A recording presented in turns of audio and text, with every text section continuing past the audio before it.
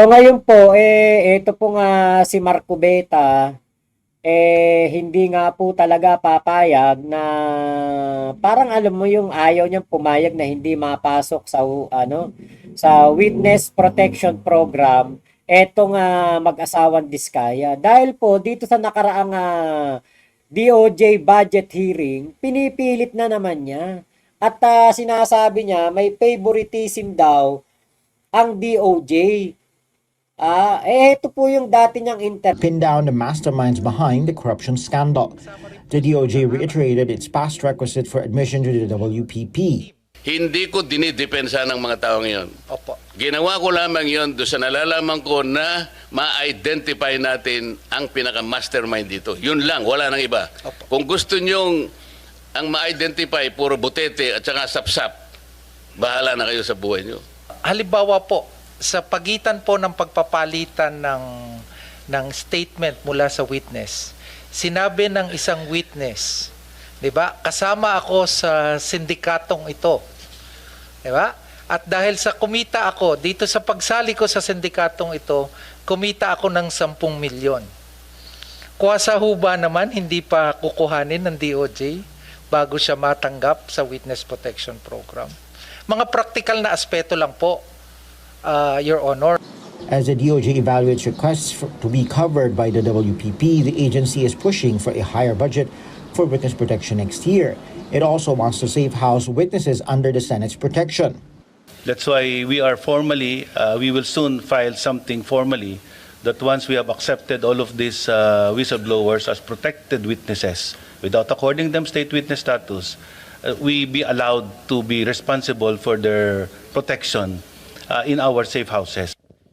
The DOJ was also grilled about the slow pace of investigation, citing the public's growing frustration that no one has been jailed.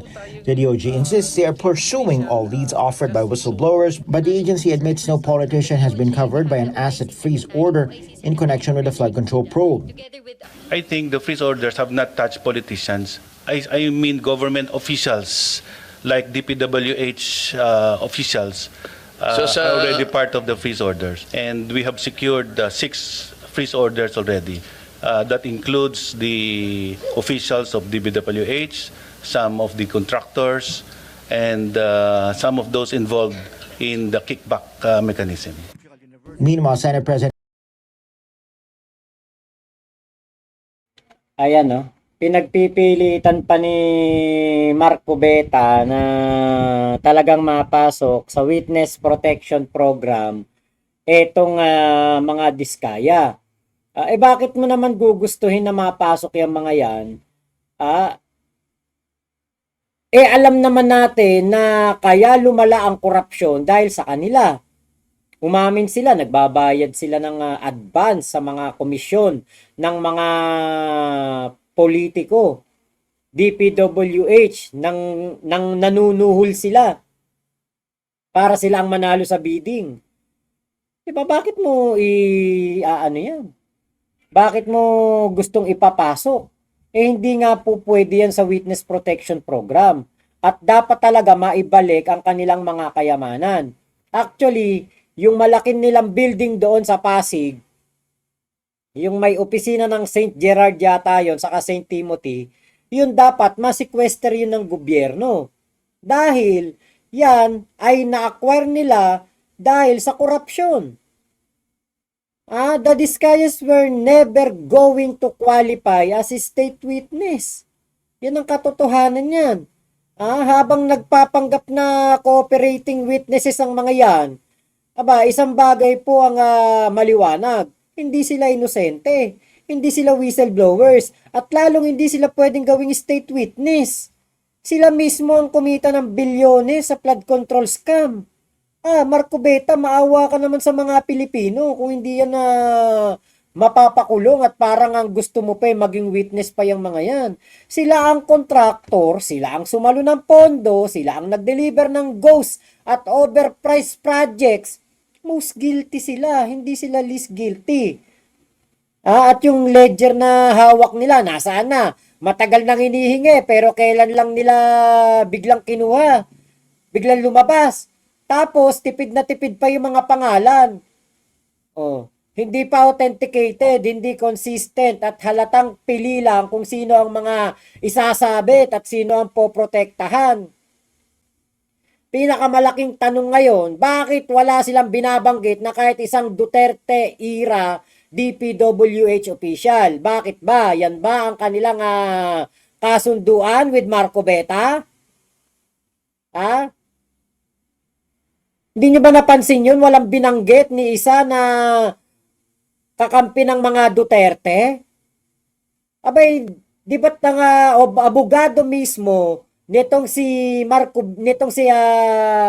Curly Diskaya at Sara Diskaya ang nagsabi. Si Marco Beta ang hiningi lamang ay mga proyekto na may anomalya daw, may corruption from 2022 to 2025 lang. Samantalang sila ang top contractor ni Digong 2016 to 2022. O bakit wala silang binabanggit na kahit isang Duterte era DPWH official? O kaya mga politiko noong time na yon? Doon sila yumaman. O, doon sila naging top contractor. Di ba? Di ba kayo nagtataka ang tahimik ng mga bilyar? O. Kapag bilyar na pag-uusapan, wala. Bongo at mga Duterte allies, wala. Samantalang kitang-kita sa hearings kung paano sila iniho-hostage ng depensa ni Marco Beta. Gustong-gusto sila ipasok sa Witness Protection Program. Kaya po, ang masasabi lang natin, hindi po sila whistleblower. Hindi sila state witness material. Sila ang among the most guilty, selective ang honesty at halatang may pinoprotektahan.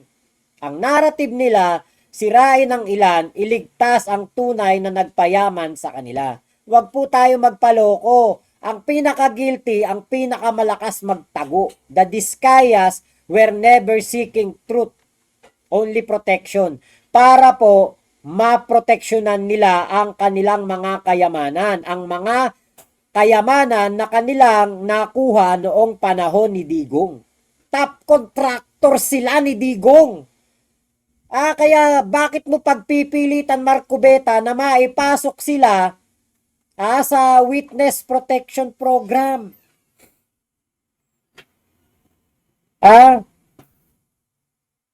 Mapapatanong kay bakit ganun ka-invested si Marcoleta sa iisang contractor family? Kung totoong gusto natin ng katotohanan, bakit parang ayaw niyang makasuhan ng mga Diskaya? Bakit? Kasama ba mga Diskaya sa nagbigay sa'yo ng campaign donation? Marco Beta? Na iyan ang pinakawalanghihang senador. Sa sose pa lang, hindi na naging tapat. Ang pagiging tapat ni Marco Beta ay simula noong siya ay nagpasa ng kanyang Certificate of Candidacy. Doon pa lang dapat ikay tapat na kahit na ikay dati ng kongresista. Dapat tapat ka na doon eh. Filing of COC pa lang. Pero ang nangyari, panahon ng kampanyahan, niloloko na tayo ng demonyong senador na yan. Panahon ng kampanyahan, tinatarantado na tayo. Bakit? May nagbibigay sa kanya ng pera, pero hindi niya sinama sa sose. Questionable na kagad yun. Transparency and accountability, wala. Public office is a public trust. So, paano tayo magtitiwala sa demonyong senador na mas pinoprotektahan ang mga kontraktor na kurakot, kasabwat sa korupsyon, at ayaw na ayaw niyang malaman kung sino ang mga nagbigay sa kanya ng milyong-milyong pera. Pangampanya. Kaya maganda yan, Marco Beta, parusahan ka ng COMELEC at kasuhan ka ng perjury. Senator Tito Soto, baka naman pwede mong kalikutin ng katarantaduhan na ginawa niyan. Ha? Perwisyon totoo sa mga Pilipino yan. Eh, hindi natin alam. Baka yung mga nagbigay dyan, kontraktor, Diskaya, Centerways. Oh. Baka kaya ang lalakas ng loob ng ibang mga kontraktor na magnakaw. Kasi meron ng Marcobeta sa Senado. Senator Tito Soto, baka naman, Senator Ping Lacson, imbestigahan niyo po yung kasama niyo sa Senado. Yan po ang hindi natin pwedeng palagpasin. May ebidensya, merong matibay na ebidensya at matibay na anomalya, katarantaduhan sa salin at sa sose nitong demonyong senador na to. Please lang po, maging patas po kayo sa mga Pilipino.